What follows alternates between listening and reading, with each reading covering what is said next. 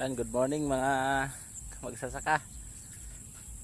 Ito, pang-limang araw natin sa sa palayan. Pang-limang araw na ani. Medyo marami na rin kaming natapos. Ayan, may naipon na po kami dun sa may nakatambak na kami para ihampas. Ayan.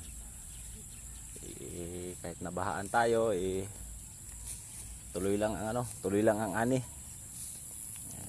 Hindi natin isisigaw yung hashtag na trending hashtag na nasaan ang Pangulo. Wala na nga silang ginagawa, hanapin pa nila yung Pangulo. Busy yung Pangulo natin.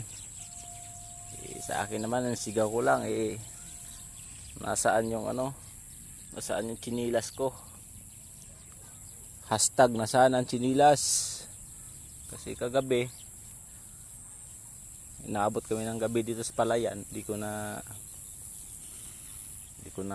alam kung nasaan ko naiwan yung chinilas ko. Sana makita ko ngayon. Yan lang po yung hashtag natin.